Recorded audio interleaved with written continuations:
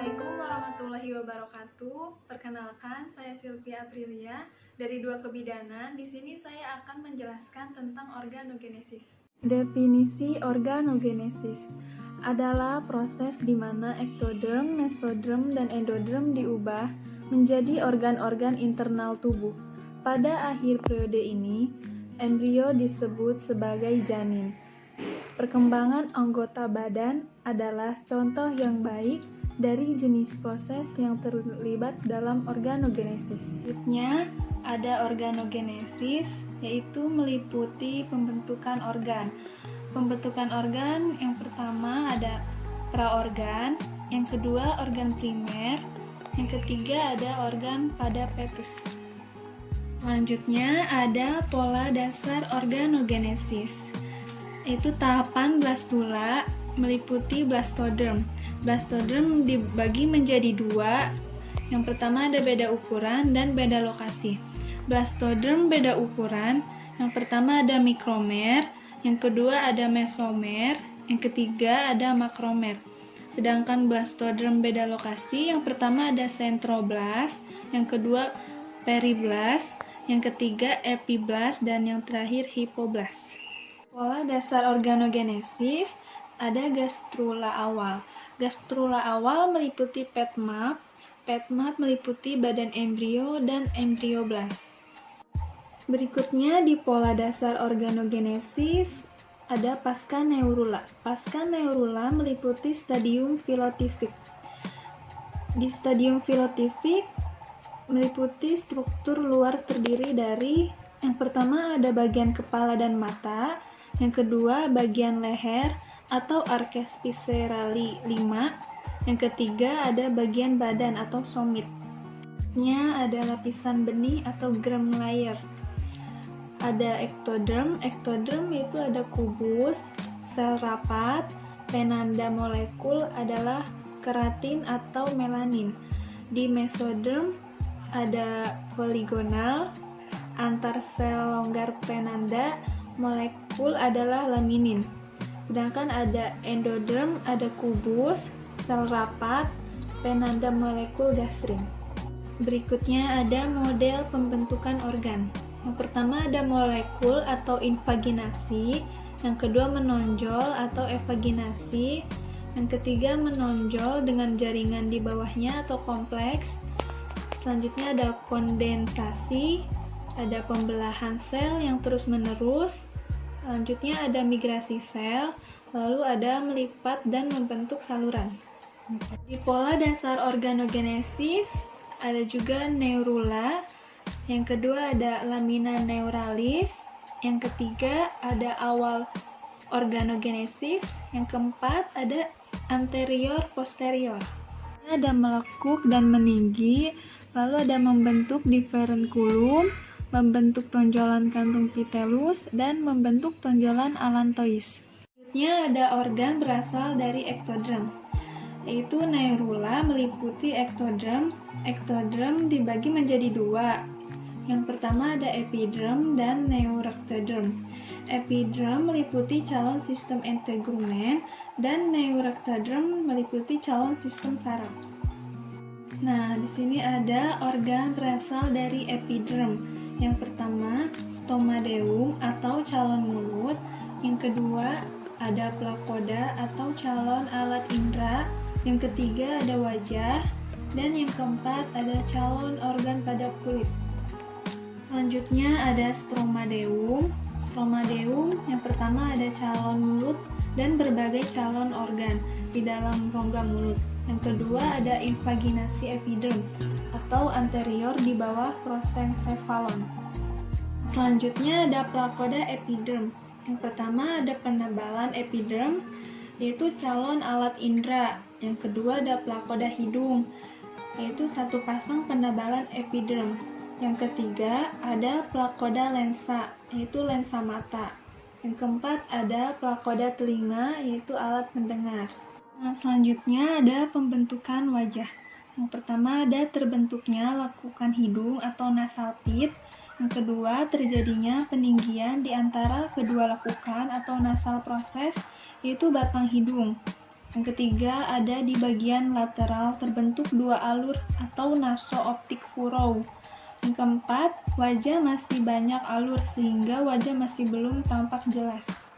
Selanjutnya ada pembentukan sistem saraf perifer, yaitu crista neuralis di bagian leher dan badan susunan saraf perifer di luar otak dan medula spinalis. Nah, di sini ada saraf perifer dibagi menjadi dua, yaitu cerebrospinal atau neurocranialis atau sensoris afferent. Yang kedua ada nervus spinal, yaitu motoris atau efferent. Nah, di sini ada saraf kranial. Yang pertama ada kista neuralis di bagian leher. Yang kedua berpangkal pada mesencephalon atau midbrain dan medula oblongata. Yang ketiga menuju bagian organ kepala dan bagian badan. Nah, yang terakhir ada saraf spinalis, yaitu crista neuralis di bagian badan dan menuju organ dalam seperti jantung, kelenjar, alat pencernaan, alat reproduksi, dan otot dari organ dalam.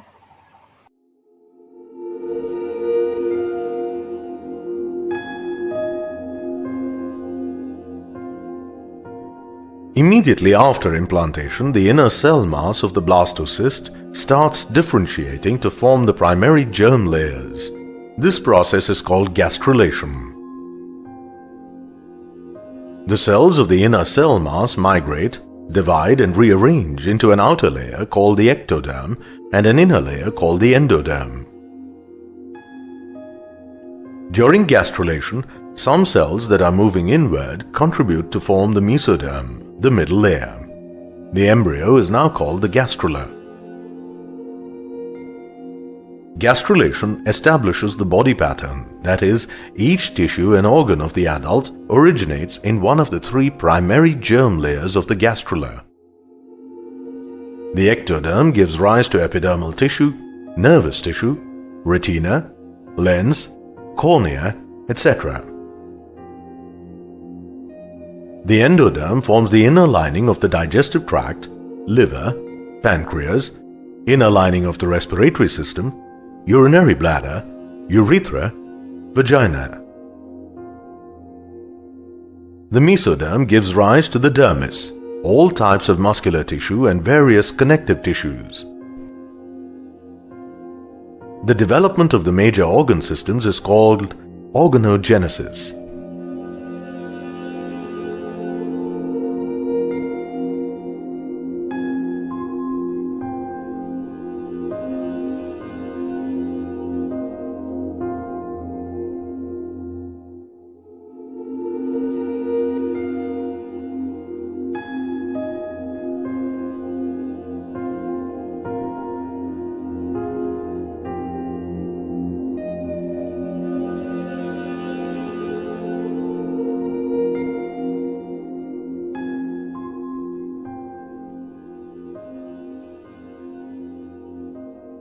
Some cells called stem cells are present in the inner cell mass. The stem cells are pluripotent, which means that they can give rise to any type of tissue except those of the placenta and the extra embryonic membranes. The developing embryo is protected by fetal membranes. These are the yolk sac, amnion, chorion, and allantois. They are not a part of the embryo and are called extra-embryonic membranes. The extra-embryonic membranes protect the embryo, prevent it from drying out, and help in obtaining food and oxygen and eliminating wastes. The closed sac between the embryo and the amnion, called the amniotic cavity, contains the amniotic fluid. The amniotic fluid acts as a cushion for the developing embryo and protects it from external blows.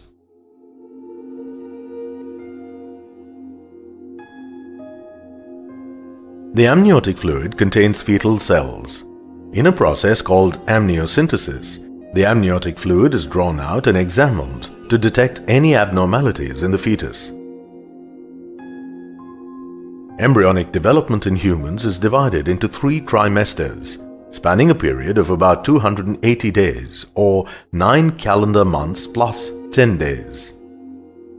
This period is counted from the first day of the last menstrual cycle until parturition and is called the gestation period.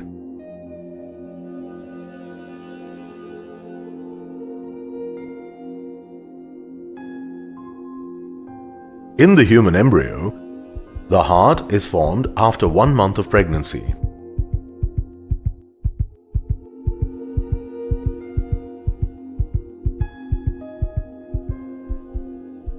The limbs and digits are formed towards the end of the 2nd month.